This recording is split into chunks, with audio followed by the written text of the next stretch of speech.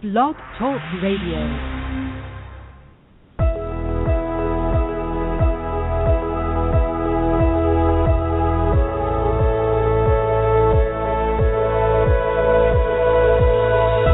Welcome to Soulfullpreneur Talk Radio with your hosts Rachel Archelaus and Megan Crandlemire. Merging spirituality and business on the Enlightenment Evolution Network. Hi everybody, this is Megan Crandlemire and you're listening to Soulfullpreneur Talk Radio, and I'm here with my co-host Rachel Archelaus. Hello. Hi, Rachel. So we're so happy that you are tuning in today to listen. We have a super special show today. We have psychic medium Lisa Jones with us, and we'll be talking to her in a few minutes. So that she's awesome. She has such a beautiful story, and it should be just a great show.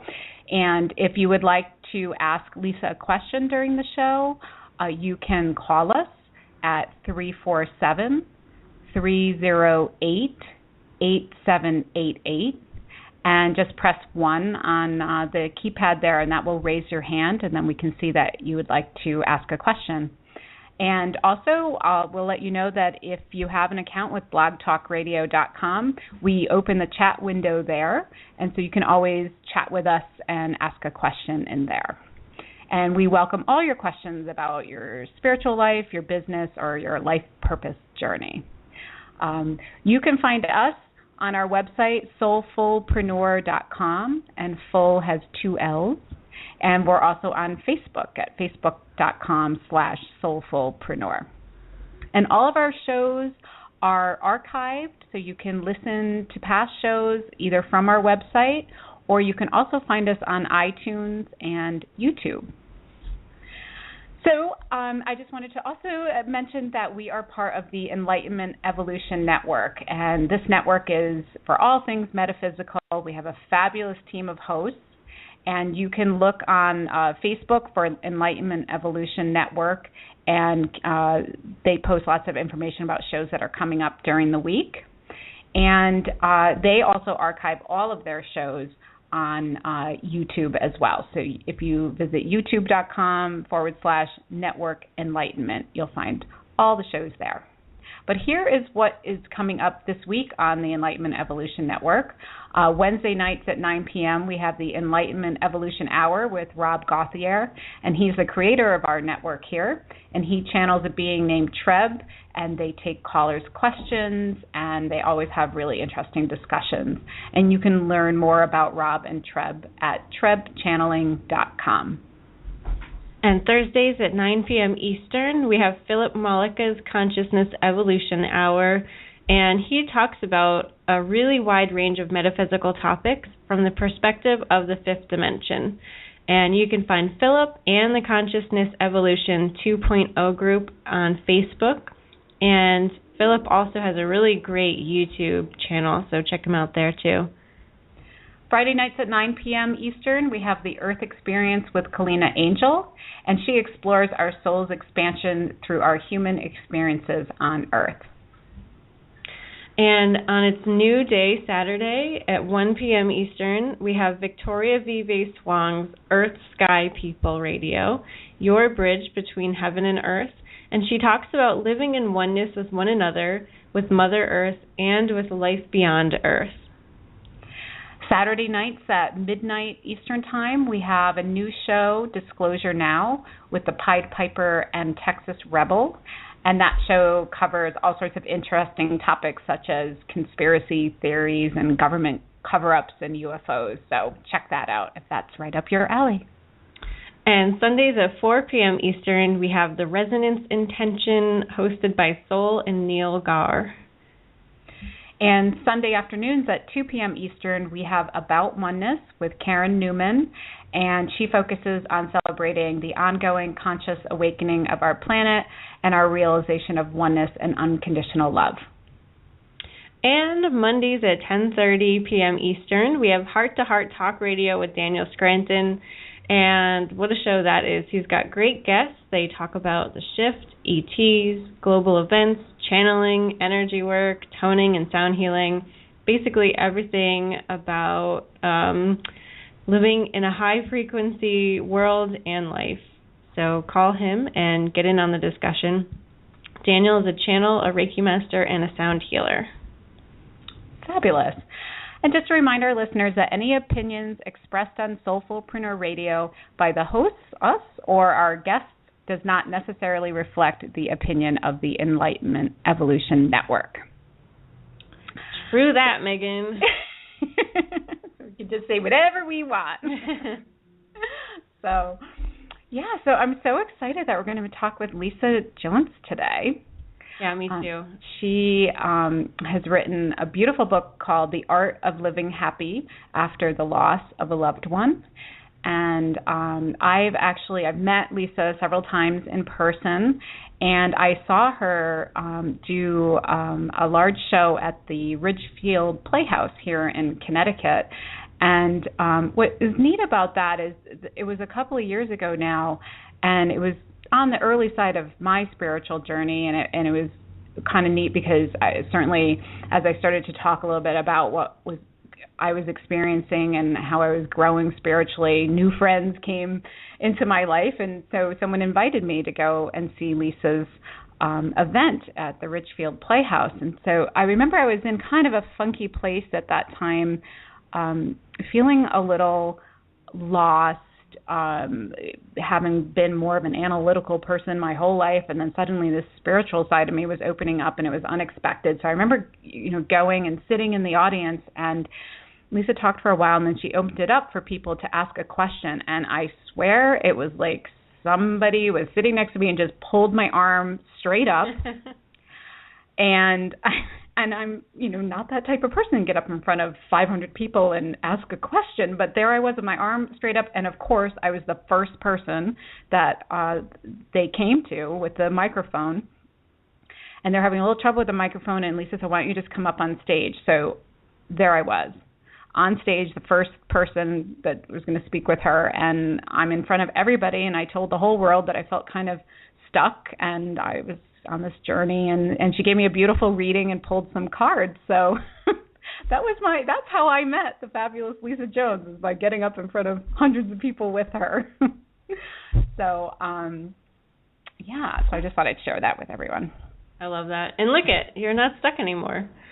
I am not. I'm in a much happier place, and I get to speak with Lisa on this whole topic when just a few years ago I just didn't know where I was going and how this was all working. And I think Lisa's story, when you read her book, it resonates with me. Lisa was an accountant for many years, so she, like I, have this super linear analytical side to us, and yet we get launched into this world. And I'd love to talk to her today about that struggle of the analytical fighting the spiritual side of us. But without further ado, let me read her intro.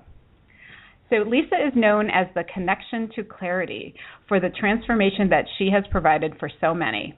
As a spiritual psychic medium, inspirational speaker, and author of Art of Living Happy After the Loss of a Loved One, she's been featured on ABC, CBS, and Fox News. She's also the Monday morning medium on Connecticut's Star 99.9 radio station. Lisa was a certified public accountant for Pricewaterhouse, Ernst & Young, and several Fortune 500 companies before her transformational awakening, which ultimately led her to start her own business, Art of Living Happy, in 2010. After changing her life's purpose from corporate to consciousness, she now speaks to groups and teaches life-changing workshops on the powerful potential of spirit, abundance, and happiness. Welcome, Lisa. Let me get her on. That was wonderful. Hi, Lisa. Hi, thank you so much for having me today. I am thrilled to be here with you guys. Yeah, we're so grateful that you're here. I absolutely loved your book, and I know we're barely going to have time to fit in all that we want to get from you, so I really appreciate you sharing this with us. Absolutely, absolutely. So, Lisa, there's so many things I want to talk to you about. Look, can we talk just briefly about what I mentioned when I was introducing you, how you had this, quote, normal corporate life and you were an accountant and yet your world opened up, although as a child it sounded like, you definitely had a sense of being very connected to God or all that is, whatever you want to call it. Right. But how have you wrestled in your life with the analytical Lisa and spiritual Lisa? Oh boy, that has been quite the journey. And like you said, Megan, you and I met, at your perfect time, just as I had met my spiritual kind of leaders at the perfect time for me. But right, I grew up and became a certified public accountant for Price Waterhouse in San Francisco, and then I worked for Ernst & Young in Washington, D.C., and I just lived in a very linear box where, the two kids, the dog, the cat, the white picket fence, literally the perfect life, quote unquote, until my husband was stricken with cancer. And that really, it was interesting because that really was the beginning of my awakening. And like you said, as a child, looking back now, of course, I can see that I was very connected, but I didn't know what that was. I just thought everybody was connected like that. But now as an adult, I can see that I had all of this kind of growing, and I really didn't know what to do with it, so I just kind of didn't do anything with it.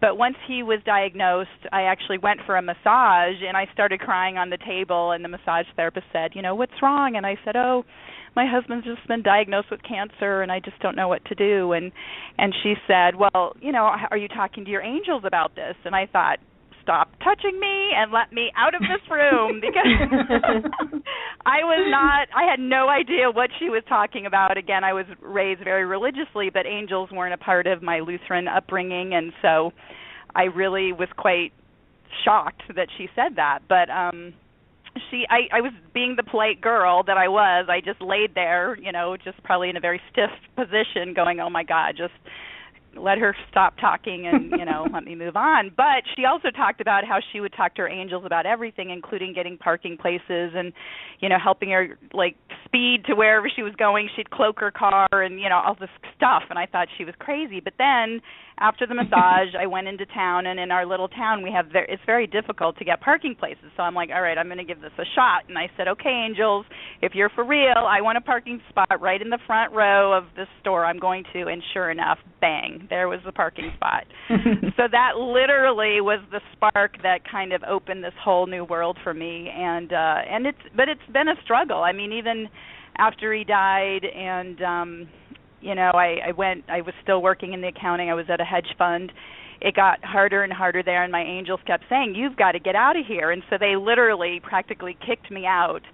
And I thought, okay, I really I'm doing this to, start my spiritual career. Well, little did I know that 3 of the principals are actually facing prison time right now. So not only did they want me to get on with my career, they wanted me to get out of that situation before I was mixed up to it. So yeah, that's actually pretty one amazing. of my tabs. In your book, I have a bunch of Post-it notes, and on page 101, you said, Spirit made it hard for me to be there, when you were talking about that last job. And yes, I love that. Can you explain more about that? Because I think so many people can relate to that. Absolutely. And this was such a huge awakening. In fact, wow, I'm getting big tingles right now, which is Spirit saying, yes, this is absolute truth. So anybody listening right now that is going through any difficult time in a situation, if you're not happy in your job and you're really struggling, that is Spirit talking to you and saying, there is something better for you. There's something more for you. And that's what I took the hard way of doing it, because they literally had to practically, just everybody, felt like they were turning against me, and I've just always gotten along with everybody, but all these people it was like I felt like Spirit had put them in my way to really wake me up and get me going. And they made it so uncomfortable that I just finally, had to quit. And actually, when I quit, I got a $10,000 bonus. So it was almost like, yay! She finally listened to us. And then, I got this great bonus at the end. So it was just, it's an amazing thing when you can really realize that if things are difficult, there's another way. Like there's always a door or a window somewhere else that can get you where you're going. And so I hope people can find that. Yeah, it is having some faith, and it's interesting, like you said, here you're thinking, I'm going to quit my job and I'm going to be making less money, and you get a bonus. So it's finding your way through that darkness and just fumbling around, and that faith just holds you up. That's the key. That really is the key. And in fact, we're going through that right now. My kids are just both, my son just graduated from high school, so he started college, and my daughter's a junior. And so we're selling the house. My husband's quit his job, and we have no idea what's next for us, but it's really an exciting time to just kind of dive out there and jump into that faith and see what's going to come up for us. So I love that. We talked briefly yesterday, and you mentioned this whole idea of kind of starting anew. That's so exciting. So it's do you really have your exciting. Angels, have you been given any hints at all, or you're just going to hit the road and see where it takes you? Yeah, we're just kind of hitting the road. The idea, it's all kind of percolating. So the idea is to get an RV, and we're going to travel down the East Coast along the ocean, because we both know we want to be down there somewhere. And just hopefully Spirit will guide us and bring us right to where we need to be. And like I said, my husband doesn't have a job. He's a golf pro, and so he's super excited to have some free time, and I'm super excited to go out and see who else I can connect with. And I almost see it like an evangelist. I'm going to throw up a tent or something outside my RV and do some channeling and bring in Spirit and angels and, really help people awaken right where they live rather than them having to come to me. So that's kind of what's been shown to me in my little visions. So we'll see. Oh, that's awesome. That's great. And so, your connection can, give you kind of that leg up where other people would be so terrified of doing this. For you, you're always going to be taken care of. So you have that freedom to just jump. That's cool. And in some ways, it almost, I feel a bit sad when I talk to people. Literally, they light up and they're so excited, and they think, or they say to me, they're like, "Oh my gosh, that's been a dream of mine, but I'll never be able to do that." And that's where I feel a little bit sad, because I think anybody can do anything. Truly, if your heart's into it and you want to just jump into that faith, again, it's super scary, but it always seems to work out. You always end up somewhere, right? Mm-hmm. Yeah. That's very true. So this is a great point to ask you about how your business started, because that was one of the parts of the book that I think so many people on this spiritual journey who discover their own gifts can relate to. It's like you find out you're a great coach, or you're a great psychic or medium, and you want to serve people and share your gift, but then all of a sudden you realize, well, wait a minute, like, do I have to charge money? Is this a business? And you say your business started itself. Can you go into that part of your story for us? Sure, absolutely. And again, this was a real struggle for me, because I knew I needed to leave the accounting world. And part of that was also when my husband did pass away, just a week or two before he died, he said to me, "Wow, I really wished I had helped more people while I was here on Earth." And that really, it always brings tears to my eyes when I say that, because he was the most wonderful man, but he was a tax attorney for a big corporation, and he really regretted that he didn't use his time here on Earth to help more people individually, rather than corporations tax shelter their money and all of that. So actually, he passed when he was 44, and so when I was reaching my 44th birthday, it suddenly dawned on me. I'm like, oh my God, I've been given the opportunity to live even a day longer than my husband did, and I'm still working in accounting. What am I doing? So that was really the wake-up call for me when I reached age 44. And so, like I said, I'd quit, and then I got that $10,000 bonus. And then I do have to say, I struggled. It was like I quit, I started my business, I incorporated, I did all the linear things that I knew to do, but it just wasn't quite going. And then I just dove in. I started getting involved in the chamber, and I went to something there, and then I was invited to promote somebody, Gabrielle Bernstein. I don't know if you're familiar with her. She's written a few books. Yeah, she was at the Ridgefield Playhouse. Yeah, and I was doing some card readings there, and the next thing I know, the person at the Playhouse said, "Hey, would you like your own show because everybody loves your card readings?" And I thought, "Okay." So once again, it's really just putting yourself in faith and knowing that if you step forward, that's the key though, is the taking the action, which I held back for the first probably 6 or 8 months. I was like, "Oh my gosh, what am I doing?" But when I finally just put my money where my mouth was, which was like, okay, I'm going to spend $350 to promote Gabrielle, at the Playhouse, then all of a sudden, boom, then I was offered this amazing opportunity, which then got me on TV, which then got me this radio show, which I'm now, on Star 99, and then, I wrote my book, and so it just all really flourished after that point. Yeah, you can't stay stuck for long, right? You've got to take a step. You've got to do something. That's right. That's what I've been doing the last couple of years, and I didn't know quite where I was going, and hosting a radio show was not what I expected, but it's so much fun, and I love that. I know, isn't it fun? That's the thing. Like you'll come up with new things that you never even thought you'd be doing, right? I mean, I never thought I would be on a it's a big radio station here in the state of Connecticut, and I think there's 500,000 listeners when I'm on in the morning. But people call in and I do their card readings and they just love it. And now I do events all over the state, and it's been a ball. And again, never in my wildest dreams would I have grown up to be have my own radio show. Yeah, I love that. Today when I was, posting on Facebook that you were coming on, I grabbed a picture from their site.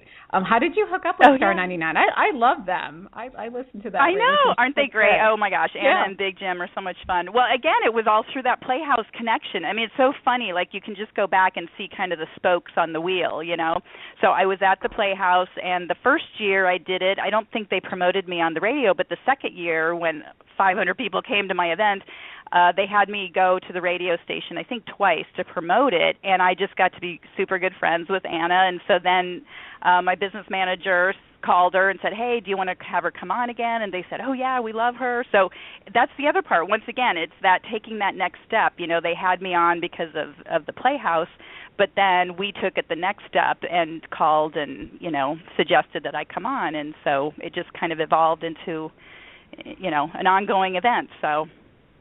Wow, that's great. That's so much fun. Yeah, totally. Connecticut, as you represent them. So, one interesting thing in your book when you talked about the Playhouse is that the very first time that you did your big event, you had kind of an odd introduction on stage there. And right. And we can talk about it. You can describe it, but I wanted to ask you afterwards if you thought back on that, and because sometimes I think when things like that happen, I self-reflect and I think, gosh, is this my resistance? And it just came out. I love that. Wow, just as you said that, I feel like I feel like a light bulb just went off in my head when you said that, because I think you're absolutely right. I think that's what it was. I didn't even get that till right this second. So you're absolutely right. So she asked me to be on this, do I want my own show? And then it was like 9 months later when it actually happened. And so I'm standing on the wings ready to walk out, and I had been, getting myself all ready, and I had my introduction or, what I was going to say ready to go. And so I was kind of focused and concentrated, and I had given the presenter who was going to be introducing me a written statement. She completely did not look at it and just said, "Now, tonight we have Lisa Jones," and I don't even know what she really does. And she turns and looks at me in the wings, and she's like, "So, Lisa, what is it you do again?" And I felt like I had just been derobed, like I talk about feeling naked in front of a whole group. But and I just said, well, to get up. Wow. Right. So anyway, but I love what you just said. I think that's exactly what it was, because I tell you, I was like, I cannot believe that I've been given this opportunity and I don't even really know what I'm doing, and I was so nervous to be channeling on stage for all these people, because I'd done smaller groups, probably the largest was maybe 30 people. But there were hundreds, and so it was really terrifying. And I think I completely came to fruition what I was so terrified about. And you survived. The worst happened. I did. Yes, I just had to call even her. I'm like, Archangel Michael, come save me now. Yeah. That's awesome. I also love it that you're showing us that it's okay to be afraid and to go after things that scare you, you know? Right. I think we let fear hold us back so often because we have those voices in our head like, I haven't been doing this long enough, and, you know, nobody will have me on their stage. And we come up with all these excuses, except if we just try, you know, it might work out great. I think you're right. And it comes down to authenticity, because really when push comes to shove, you know, do people want to see somebody who's so polished and so slick and doesn't make any mistakes, or do they want to see that, wow, they're just like me, you know, that's maybe something that would have happened to me? Or the next event that I did there, I got up and then I think you were at this one, Megan. After a couple of people came up, I froze on stage, and I said, you know what, I am not going to make anything up here. I just need to step off the stage and come back and, you know, regroup. And I was terrified. I didn't know what was going on, but nothing was coming through. And I think it was my fear. When they raised the lights and the entire audience was filled with over 500 people, I was just like, ah! So I got off the stage, and again, I called in all my angels, and I just said, I need your help right now. And I swear, it felt as though they escorted me right back onto that stage, and then boom, I just started left and right, and it just started flowing. But afterwards, people said to me, you are the most believable medium I have ever seen, because most will just say, like, oh, your mother's giving you a bouquet of flowers, or just, you know, kind of those pat answers. And the fact that I said I need to go off because I'm not going to make anything up really helped some people there become believers, which, so, you know, again, I think Spirit all had it planned out, but it still scared me to death. Yeah. Yeah, I remember, you know, watching you leave and just thinking, that's cool. You needed a few minutes, you took it, and you came back, and that was it. The rest of the night was smooth. Yeah. And, you were awesome. It was great. It was fun. Cool. I just want to remind people that if you would like to ask a question and you're on the phone, just press 1 so I can see your hand raised. And if you'd like to call in and ask Lisa a question, you can call 347-308-8788. Super. Yeah. So, Lisa, what does it feel like when you connect? In your book, you talked about the first time you started to verbally channel, how the power and energy that came through your body was, you know, crazy, so much so that it frightened you. Do you have a system now? Like, what does it feel like to connect to your angels? And do you have, like, a little advice for people on how they can do that? Because I think a lot of times we feel a little alone, like, really, I have angels? It seems so quiet in my house. I don't sense anybody. Right. Oh, I love that question. Yes, the first time I actually verbally channeled I was not prepared at all. There's a whole protocol which I had no idea about when I started this, about grounding yourself and really calling in your guides and your angels, and so I just opened up and started, and it, like in the book I talk about, it felt like a train had dropped on me, and I literally felt like I was levitating off the ground because all of this energy was just surging through my body, and it frightened me. But since then, I have learned many ways. I've had lots of different teachers and experiences of how to call in. I have a little protocol. I call in Archangel Michael to stand behind me and to give me strength, and Archangel Raphael to stand to my right and help me be sure to channel any healing messages, and Archangel Gabriel to my left, and then I call in, I have a dragon totem to stand over the top of me, and underneath me is my fire goddess to keep my passion and my fires burning in that direction. And it's really helped me to ground myself and to bring in this energy around me when I connect. And so now it's just such a beautiful, soft connection, and part of it, and they did tell me later, they were just so excited that I finally was opening up to this, that I think they forgot that I'm a human being and I wasn't used to having that kind of energy surging through me. But now it's just the most beautiful, loving experience when, you know, every time I connect, and the more you do it, the easier it becomes. I actually have a 3-step process called PAL, P-A-L, like your friend. And so an easy way for people to practice is the first step is P, which is prepare. And that's just to really sit quietly, and this is for handwriting, to channel through your written hand. And just so have a pad of paper and a pen, and just, really turn off the TV and the phone and all of that, and just ask. The second one is ask. So ask your angels, dear angels, what would you like me to know? And then the third L is listen. And that's the hardest part for people to really discern. Am I just making this up, or is this really my angel coming through me? And the thing to do is to really just write whatever you hear in your head. And over time, you can really figure out that it's not your head, because they'll start using words and phrases that you don't usually use. And a lot of times, initially, it's just very simple, like we love you, or we're here for you, or, they say peace and hope, just very gentle, sweet words. And you can also feel the vibration of it, that it's them. So I would love for people to give it a try and to see that we all do have angels and guides with us all the time, and it's just in a fascinating world when you start playing with their energy. Wow. Thank you for that. That's wonderful. So we do have a caller with a question if you'd like to answer. Sure. Awesome. Okay, so 313784, you're on. What's your name? Hey, my name's Dwight. Hi, Dwight, and what would you like to ask Lisa? Yes, well, right now I'm concerned about where I will be, before this month is over, because I'm ready to, move. Okay. So do you currently not have a place to live? Is that the situation?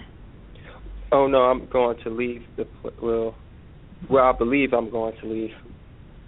Okay. And so you're wondering where, are you looking for a location, or just whether you're going to have a home to live in, or? I really don't know. See if something is being worked out. I'm quite sure something is right. All right. So what's coming through for me is that it's really about putting your intention out there and making sure, again, as we were talking earlier, about taking action. So what I'm getting is that there's 2 or 3 different opportunities that are going to be available to you, and it's really about putting your intention into what it is that you want and then making sure that you follow up with that. Does that make sense? Yeah, that makes sense. Okay. Awesome. Thank you. Ask? Yeah, thank you so much. Oh, yeah. Cool. That was helpful. Okay. Great. Cool. Thank you for that. We have more. Do you want to take another call? Sure, yeah. Okay, great. This one is from Connecticut. So 203-798, you're on with Lisa.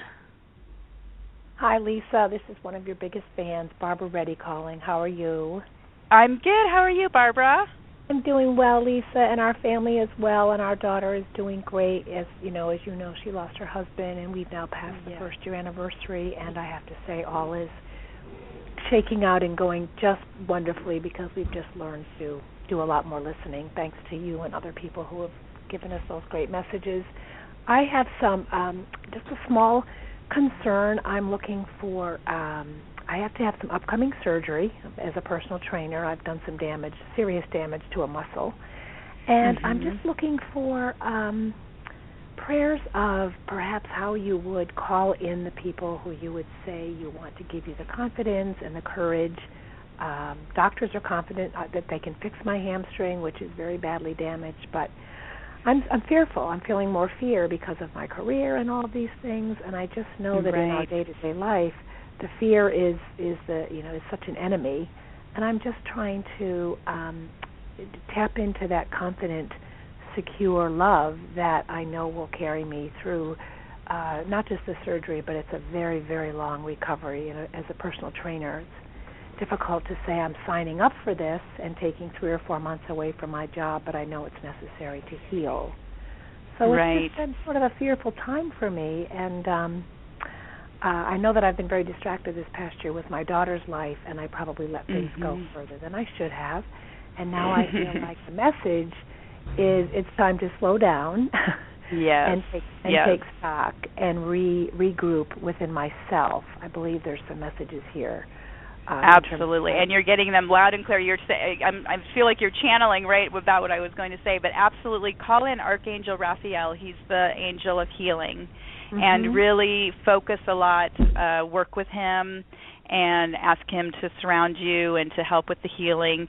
And they were also telling me that this is a time for you for reflection and really to spend more time, really working on your spiritual side. It's about slowing down and really connecting even in a more deeper way than you have. And they're telling me you're going to be channeling, sooner than later. So this is a real growth period for you, not so much in the physical sense, but in the spiritual sense.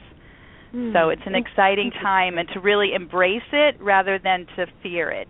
Just dive into that fear, swim right through it, and when you get to that other side, you'll see that it's really a brand new time for you.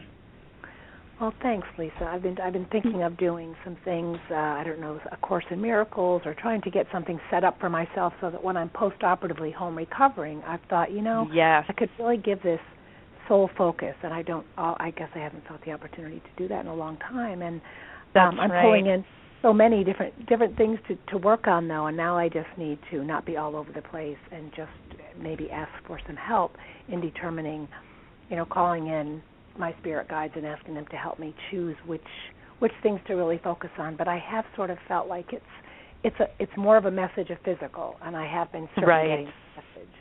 Oh, thank you. Thank you for just affirming. Thank you, Barbara. I think I knew, and thanks for all the people out here who you're helping and encouraging, and bless you, and Merry Christmas.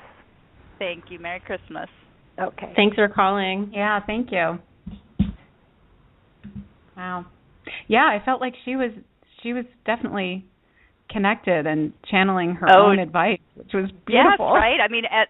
The words were coming right to my mouth, and I swear they were just shooting out of her mouth. So that's the power of this. As I say, I felt like I went from a black and white life to a 3D full dimensional, high def life when you really connect in with your soul, your spirit, with universe, God, whatever you want to call it, because it's so multidimensional that we just, most of the time, we're just caught up in these very static lives of, wake up, go to work, eat dinner, go to sleep, wake up, go to work, and there's so much more if people just can open up and let it in.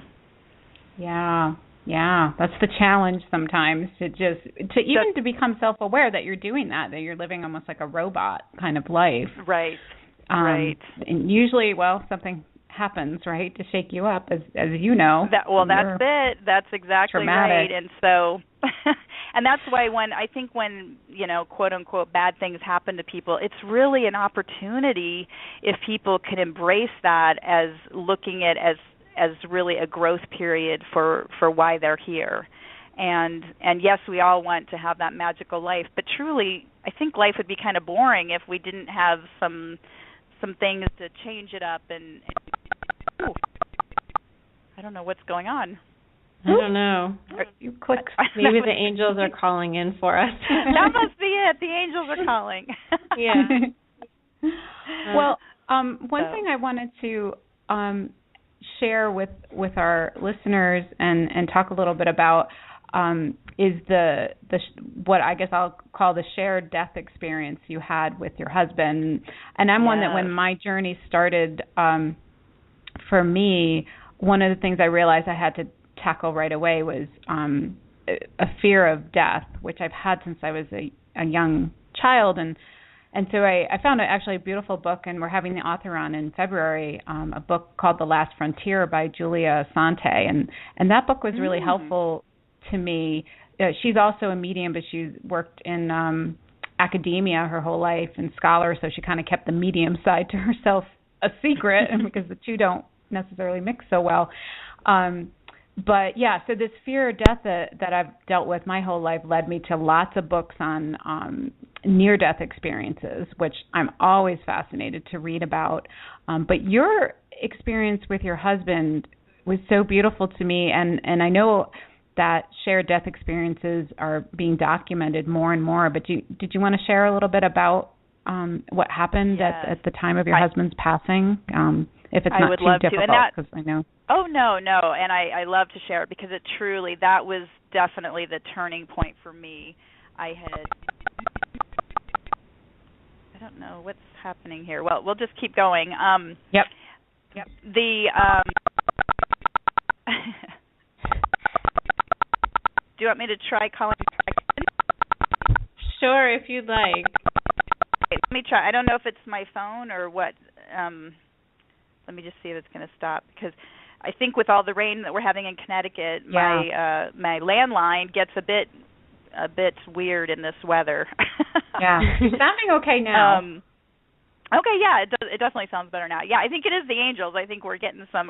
That's one of the issues I have when I work with most of my clients. I work with on the phone, and the energy is so high that things happen all the time like this. So I'm not surprised at all.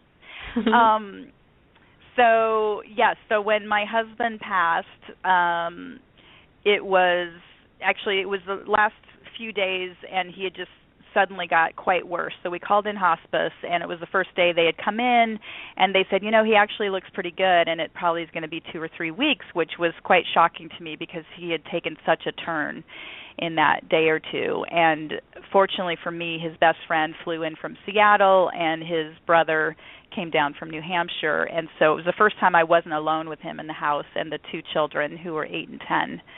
So that night, the kids went over to their grandmother's, and I gave Ian a kiss goodnight and then went to bed.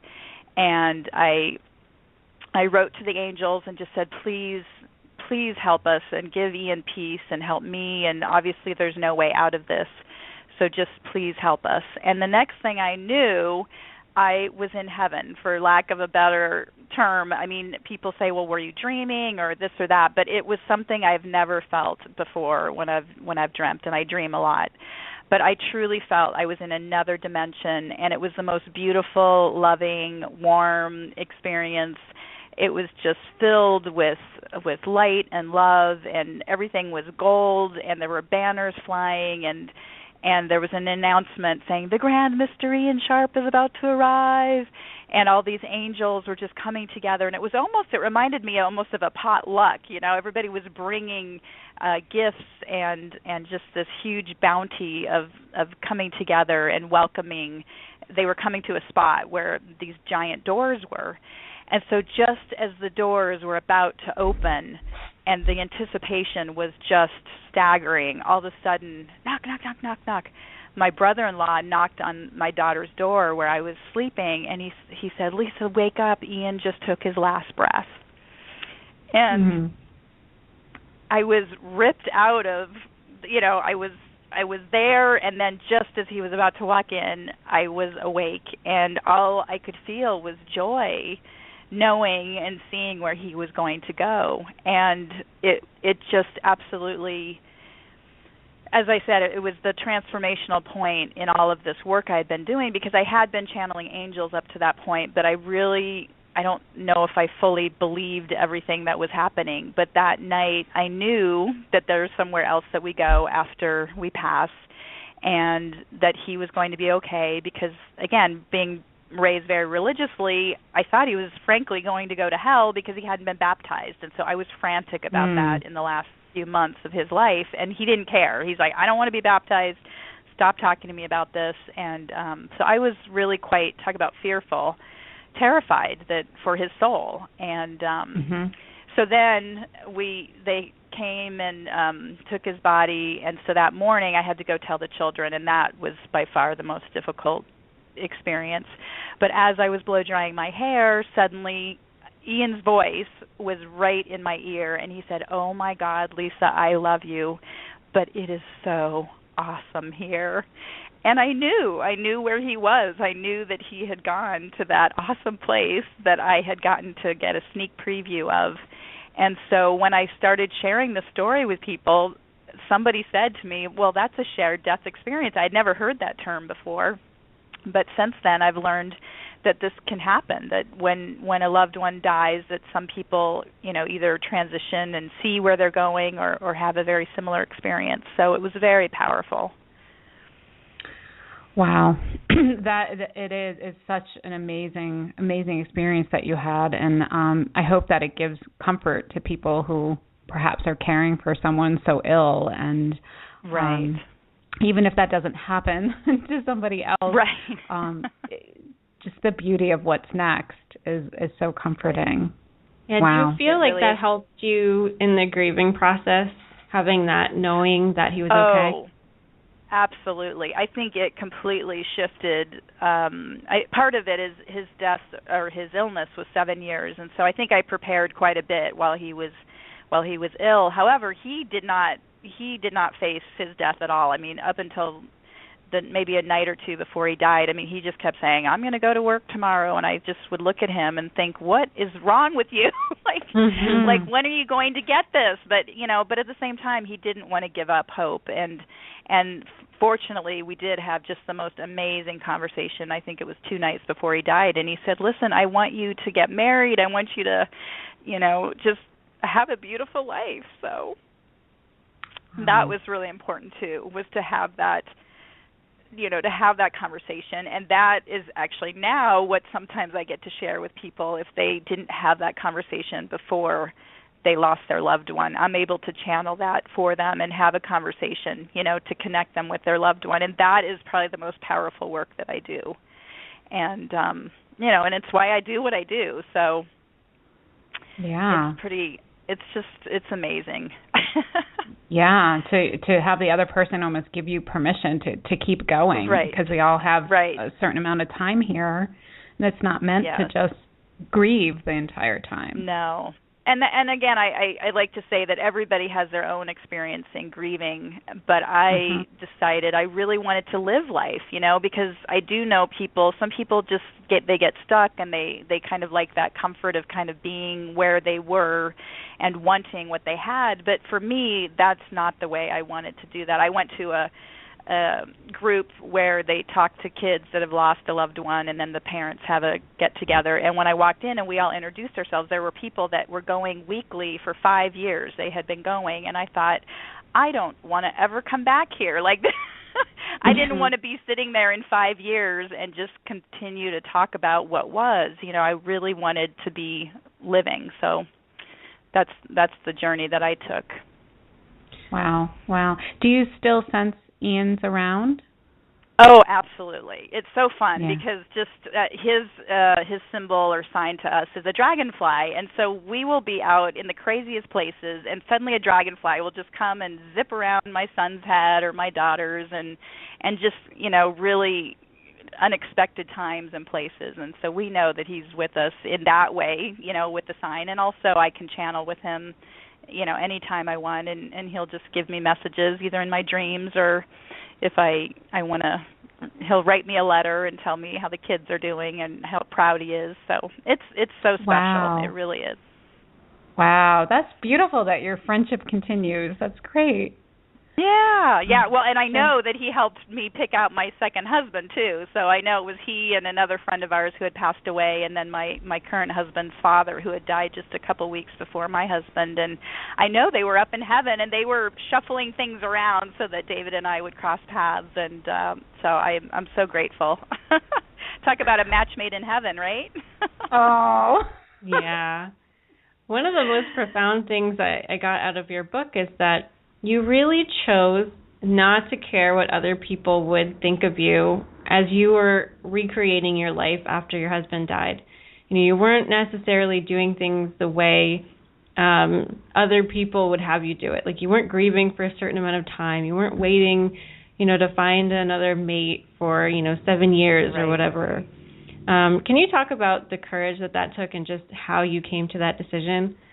Oh, boy. I'm telling you, that was so not in my character. Even to this day, even working in my business, I feel I'm so much more concerned about what people think. But, I really think it must have been the angels just standing guard around me and saying, we're not going to let any of this stuff affect you, because we want you to be happy, and it's your turn, and it's your time. And again, after being such a devoted spouse and wife and caregiver for my husband for so long, it was suddenly like my turn to have some happiness. And so exactly, I met my next I started dating my next husband 4 months after Ian died, and I know there were definitely a lot of eyebrows raised, and I really didn't care. I was like, listen, I might get hit by a car when I, go home tonight, so I'm going to just have fun while I can.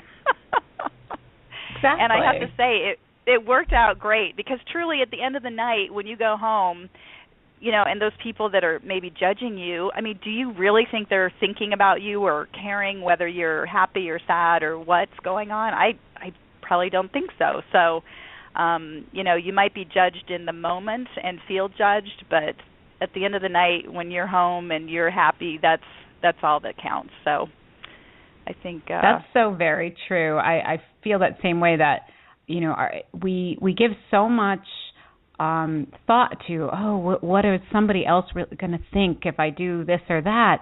But then, when you really come down to it, people are not thinking about you. That's exactly right. They're just not. We give ourselves like we're so awesome. Like all these people are so concerned with what we're doing. When, in the moment, yes, but not so much. So do what you want. That's exactly right. And again, I think it comes back to that whole idea of, is that really your own fear? Is that what you fear people are thinking about you? Because, and if you let it affect you, then, that's not a great way to live. So it's much better just to forget what everybody else is thinking and do what you want to do. So true. Absolutely. So true. Yeah. Yeah, would you like to take another call? Oh, sure. Great. So I'm going to 508-723. You are on the air. What is your name? Oh, they just hung up. Oh, they got scared. Yeah, must have. We are intimidating women, apparently. That's right. Well, that's what I find it interesting, too, that sometimes people do get very fearful. I recently went to an event, and I said, I'm a psychic medium. And people, they either embrace me immediately, or then they're very standoffish, and they're like, oh, my God, she can read my thoughts, which is so not true. But I don't know, do you guys find that, too, that sometimes, you feel like people are looking at you like, oh, what do they know about me? Absolutely. I get that all the time, yeah. Meeting new people, they find out I'm psychic, and they're either like, oh, well, you probably know what I'm thinking right now, or, I know, right? Or get away from me, like they close their arms, like, don't look in there, you're not going to like it. Yeah. Oh, my goodness. That's funny. Wow. Well, Lisa, since I have you on the line, can I ask you a question? Sure. On a more like personal, which would be if the angels have anything to share about me, what I can do to help my husband during this time of, just like with work, and there's a lot of stress there, and I'm trying to be encouraging but not, over tell him what to do. Like, he's having to find his own way. Exactly. Is there anything I can be doing better, or any message for him that he might help him? Yeah, it is interesting, because they are saying it's almost like the more you can almost back off, the better, so it's almost like the less that you can talk about it, like almost allow him to bring it up if he wants to talk about it, but otherwise really I just keep seeing a bigger space around him, to let him have that space. And then as far as for him, for a specific message, I guess, so they're telling me the caveat. So when he is ready to talk, then you can tell him this, but maybe wait till he asks you specifically. But it's really about something about standing up for what it is that he wants, and that it'll actually bring more respect to what it is that he's doing, and then he'll, again, I don't usually understand the messages that are coming through, but that's what they're talking about. Something about him really, it's almost like him taking a stand, and that would actually bring more respect from the higher ups. So. I love it. Thank you. Yes, you're welcome. And that's the Thank funny you. thing too, is that when I do get messages, I never know, of course, what they're really about. So I'm trying to explain something, and then of course my own mind is going, "Oh my gosh, is that right? Is that wrong? I don't know." So that's where I still have my linear part where I just need to shut it off. Oh, none of my business what's coming through. I worked with Rachel on a class, and we had to give readings. We actually did distance readings for people, and they had given Rachel permission, for us to do readings. So I did a reading for someone, and I just had the person's name on a piece of paper. So off I went, and Rachel had verbally recorded it. And one of the things that came up was Jiffy Pop popcorn. And I'm like, I don't know why that came in my head, and I and you feel silly saying it, but you have to say everything that comes. Right. So what was lovely was a couple weeks later, Rachel had gotten some feedback on our readings because she had sent the people the audio for each reading, and the woman said, "Oh, Megan was so accurate on this and this, but the thing that blew me away was Jiffy Pop popcorn." And she shared a beautiful story about having an experience with her father when she was a child, and I won't go into detail, but it meant something to her, and it just made me lose any judgment on what comes through if I do try and read, because it doesn't mean anything to me, but to them it meant the world. That's right. And then if somebody says, "Oh, that doesn't make any sense to me," I've had that happen too, and then you start questioning yourself. But then almost inevitably, about a week or two later, they come back and they're like, "Oh my goodness," Yeah. So So everybody gets the message they need. Go ahead. Yeah. Yes. Well, since you see so many people and talk to people on the radio, what do you think people most are looking for when they are seeking out a medium? Yeah, well, definitely on the radio it's love, career, and I think those are probably the two biggest ones that people call in about. And it's so interesting because the career issue, so many people are unhappy. It breaks my heart to know that people are literally just trudging through life in a career or position that they're not happy with and doesn't bring them any joy. And I understand everyone needs to pay the bills and do all that, but I truly do believe that if you follow your passion that there are opportunities for you, and it's all about the mindset of if you think there isn't a job and you're not going to be able to make money, well then of course that's what you create. So that's that. And then of course love. Everybody wants to be connected and wants to feel loved, and and again, it's sad that I think that people have a hard time finding one another, and again, it's about loving yourself first, and that's really what will help people connect with somebody else. But you have to love yourself first, and so many people aren't happy that it makes it difficult to start there. Yeah, and your career too. If you love yourself, it'll be much easier to find a resonant opportunity out there. Absolutely. Well, yeah, it all starts with loving yourself, and then you can find that other person, and you can find that job that you love and that place that you want to live, and it's almost the foundation. And so many people I see do not have the foundation of self-love, and so I like to promote that. Absolutely. Wow. So, Lisa, are there spiritual teachers you follow, or favorite book, or I've enjoyed the Seth material. I don't know if you've read some of that, but do you have any favorite people that we might share? Esther Hicks. So I love Abraham. So I'm sure you guys are familiar with Abraham. Yep. And then John of God is another favorite. I'm actually going to Brazil in March. I'm so excited. And I just met with John of God in Omega, and it was a powerful experience. So now I'm going to go to Brazil and see him there. And then Denise Lynn is one of my first teachers, and she's got several books.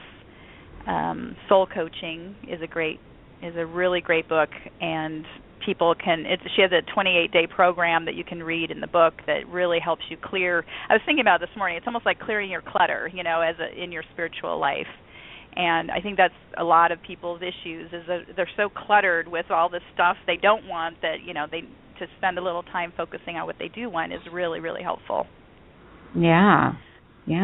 Cleaning out to make room for the new is right. Sometimes that's an emotional thing, like letting something go or learning how to truly let it go. But sometimes even on the physical, just cleaning out the clutter, the closets and all that, it's so freeing. And I did that several times over the last few years, and big things happened after I did that. Absolutely. That's where I usually tell people to start there. Just go home and clean even just a drawer.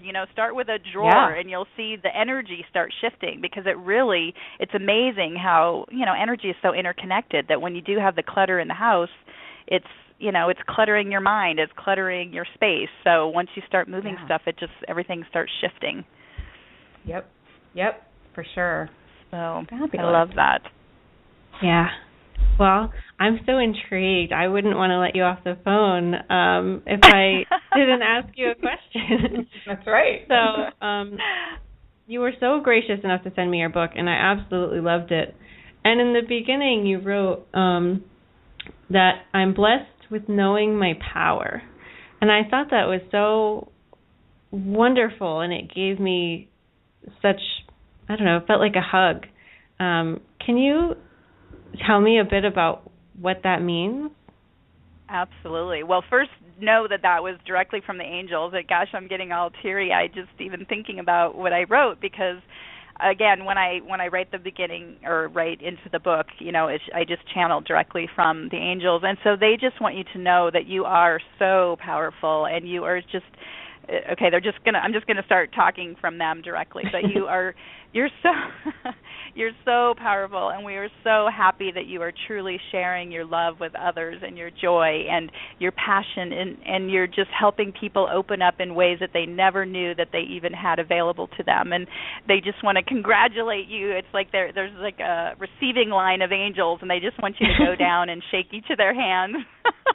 And to give you a big hug, and just to know that you are so powerful, just as everybody else is. But you're using your power to truly empower others, and that's what they're jumping up and down in joy for. So thank you for being you. Oh, I'm teary too. Thank you so much for that message. You're welcome.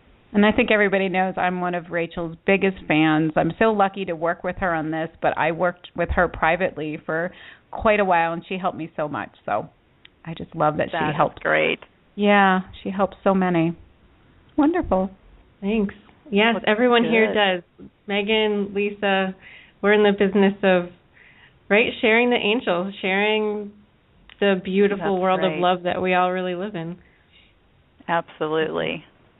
Awesome. And I'm so excited to really keep hearing about your journey. Are you planning on, blogging or sharing your progress as you move down the coast in your RV? It's so funny that you say that, because that's the other message I keep getting, is there's got to be this blog about, maybe it's keeping up with the Joneses or something like that, about because somehow it's almost like I'm being told to shift away from my Art of Living Happy page and really start more of this journey, and letting people know where I'm going to be and when, and they can show up, and I'll do readings and channeling and things like that. So so that's the plan, is to kind of do a travel journal as I go, and even now as we're getting the house ready to sell, I'm like, oh my gosh, I should be documenting all this, because it's pretty interesting to go through this process of selling we have a big 4,500 square foot house, and just getting rid of all the stuff, and how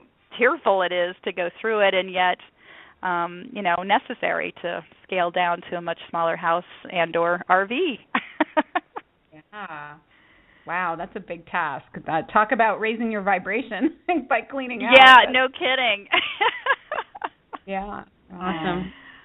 Well, if people would like to learn more about you, where can they find information? Yes, my website is artoflivinghappy.com, and that's the same on Facebook. And then on Twitter, I'm at Lisa Living Happy. So I'd love for anybody to reach out and connect, and love to hear from people. Great. And your book is on Amazon? Yes, my book is Art of Living Happy After the Loss of a Loved One, and it is on Amazon. And so, yeah, it's pretty exciting. I still can't believe I wrote a book. It feels surreal. It's exciting. That's quite the project. Yeah. Yeah, it was a huge project, but I think the angels kind of just did it all for me because I barely remember doing it now. But at the time, it was definitely a project. I think I was very envious of your memory, that you had such detail about, relationships up with your brother and family and all. I'm like, wow, I can't remember what I did yesterday. And I know. You had conversations written down. I seriously, I think I had a lot of this it channeled out of me, or I had journals and all sorts of things that I was referring to. But wow, it finally came together, and I'm so happy with it. So. Oh, it's a great book because it reads just like a story, and it's not preachy. It's not you should live a certain way. It's just you telling your story, your journey, and for me as a analytical with this spiritual side of me, I was like, oh my gosh, this was written for me. This was beautiful.